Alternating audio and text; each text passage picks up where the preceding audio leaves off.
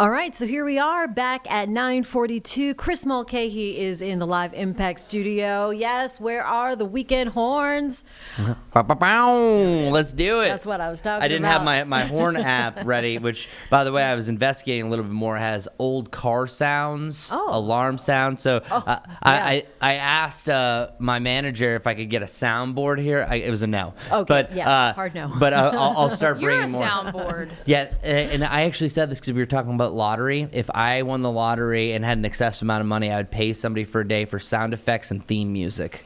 Oh my. How fun would that be? That'd be fun. That'd be fun. That's when you know you have money. Yeah, I will never be at that point, but if I won $300 million, I think that I could throw a slice in there. I'm just letting you know it is not $1 million forecast today. Who enjoyed their morning commute? Not me. No, gloomy. So I actually want to show you an example of what it was like earlier this morning. So hold on one sec. I made this graphic earlier. It doesn't look too bad. Oh, okay. That looks bad. This was my drive to work. No. So the crazy thing here is it looks like I'm on the side of the road. That's actually. I can't see where you are. No, you you could can't. Be anywhere. Wow. You could be in the middle of a swamp for all you know. That was actually, so this is a 2-lane road here. This is actually off of Beatty's Ford Road. But the funny thing is that ponding you're seeing is the middle of the road. Typically, that's usually the shoulder. Side, yeah. So this is an example of driving in the red on the radar. So whenever you have red on the radar, you're just going to have such excessive rainfall that you can barely see in front of you. And luckily for us, I think most of that heavier rain is behind us. But here's another example. You could barely see in front of you. So that's why I always want to say is like whenever there's a chance for thunderstorms, this is what you potentially are driving into. And then a significant hydroplaning and other stuff like that, where actually multiple spots across North Charlotte received over 2 inches of rain this morning. So it really depends where you live. Wow. That specifically where around where I live, one nearby site is Coolwood Middle School. They measured over 3 inches of rain for the morning, and that is growing as we have some more showers. So I just want to kind of let everyone know that if you have still a lot of big ponds left over, it's for that rain that rolled through. As for right now, we are starting to improve things slightly. So I want to show you 4 different examples of what our beautiful area, well, most of the time it's beautiful, looks like today. First off, Dallas is a really good tool of ours because our Dallas camera is 1,450 feet up exactly up in the air. And the reason why that's significant is because it shows how low the cloud cover is. That clouds, like those upper level wispy cirrus clouds, can go up anywhere from 20 to 50,000 feet. When you're talking about less than a quarter of a mile, do you have those thick clouds? That really shows that the lower cloud cover is there. That oftentimes is what happens after a foggy event. Sometimes it can burn off, but it's also multiple layers above our heads that we have thick clouds. Through the low, mid, and upper levels, we have cloud cover here in the atmosphere. The reason why I'm spouting this for you is that it's not going to be very easy for us to get sunshine in a scenario like this. When you have just low level clouds, yeah, you're going to see the sunshine up above, and oftentimes our Dallas camera will point to that. But if I were to swing this camera, I don't have the controls here, directly up, all you're going to see is cloud cover. So it's that thick of clouds that is going to lead to not really the prettiest day. Now, the best example of what it will look like when it's not raining is over in Lake Norman. And I think that there is some hope that oftentimes when you have a cloudy day like this, it'll get brighter. So yeah, you could have a brighter sky from time to time, but it's still not really lovely overall. I'm sorry, I didn't mean to show you that my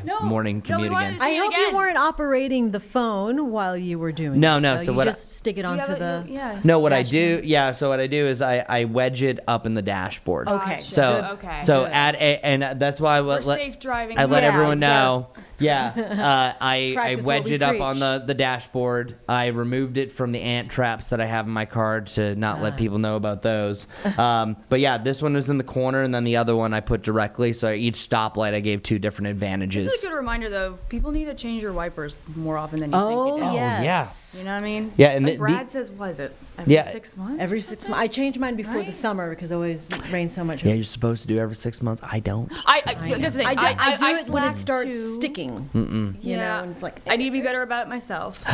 I think the best, well, of course, if you see pieces of it going a different direction, yeah.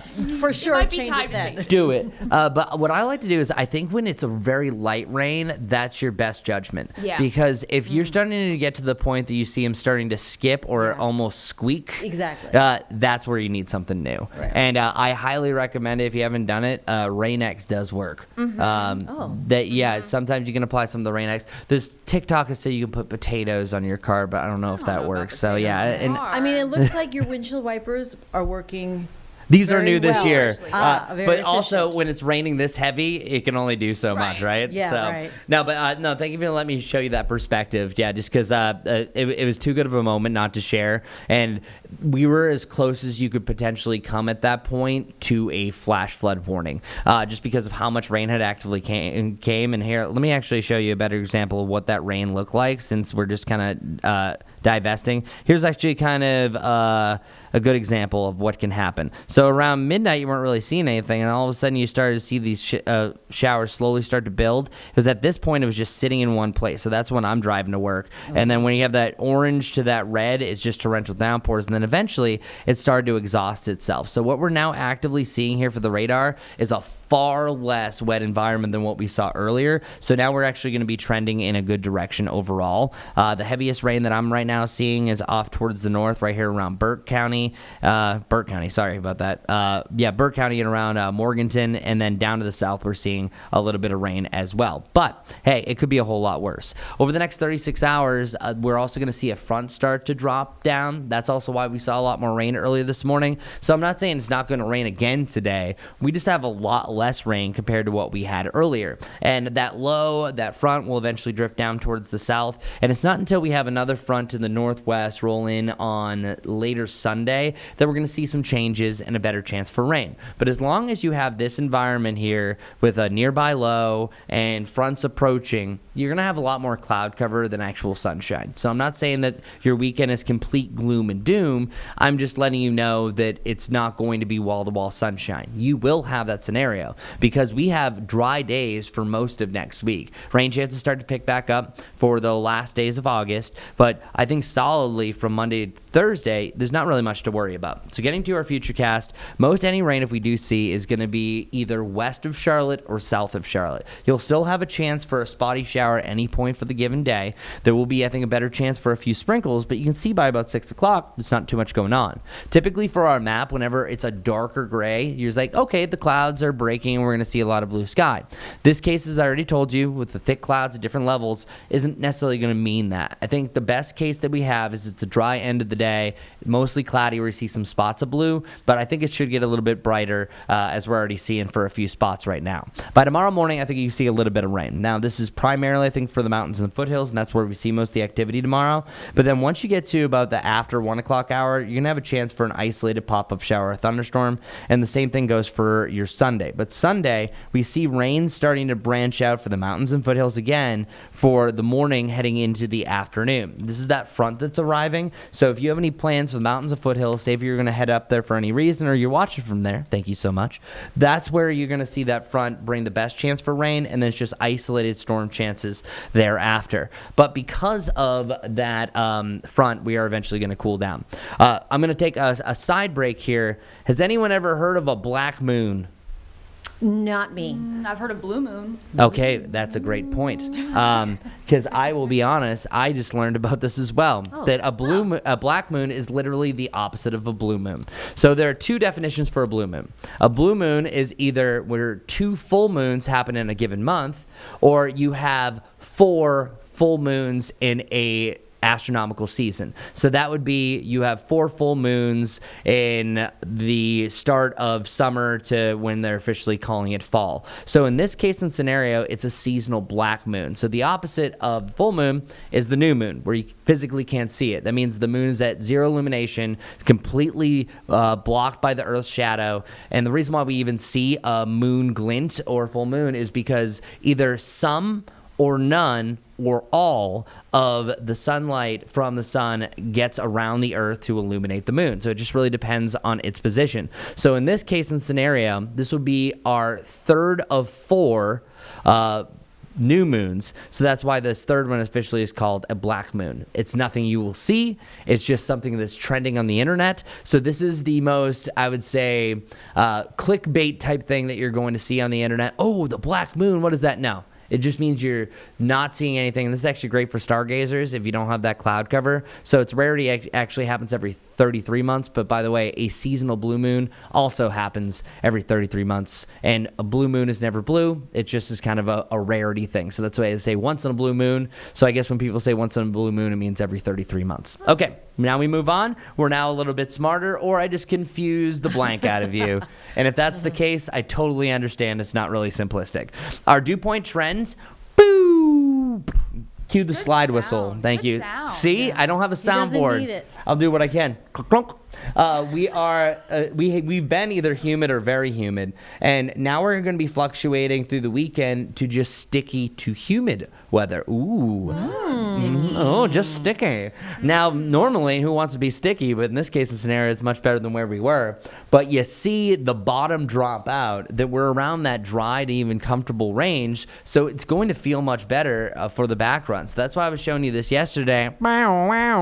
You have the Carolina Fall Alert, 82 to 81 for Tuesday, Wednesday, Thursday. I dropped off one of these days because I think it starts to feel a little bit more humid next Friday, and you have a better chance for rain. But this is typical fall, y'all. By the end of September, we're averaging the lower 80s, and it usually feels a little less humid. So literally, this is about a month ahead of schedule. Now, oftentimes, this is 2 ahead of schedule, but all in all, I think that we are going to be trending below normal because we also have tools by the Climate Prediction Center about are we going to be above or below normal, say 6 to 10 days or week 2 of the forecast? And over the 6 to 10 day forecast, which would include some of those fall-like days, absolutely, we have a very high chance. And then we're kind of on the cusp of slightly below normal for the end of August, heading in the first days of September. After that, I think we're going to start to return to where we should be, at least for that part of the month, which, by the way, September 4th, magical date, officially the start of the NFL season if you're an NFL fan. All right. Thursday Night Football.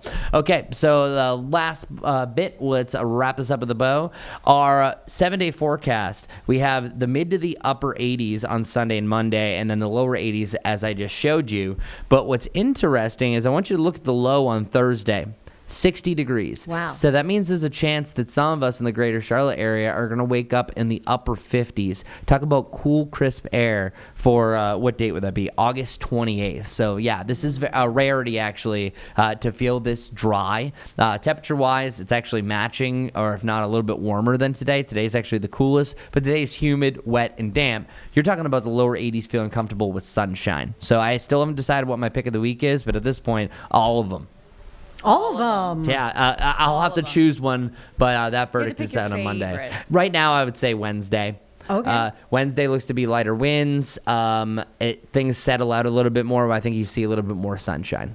Very good. Okay. Not bad for your first week back to school, CMS. I know, right? Right. Nice way to Much welcome better the than kiddies. York counties. Oh, yeah. Remember that? It was just Start. rained every single morning. Yeah, sorry, Yeah. kids. And then FC is going to be okay, even with the Thunderbolt there. Yeah, I think that because I think that game's at 7, right? Oh, okay, right. Yeah, is that 7 or is it an I can earlier take a look game? right quick. Yeah, let's look.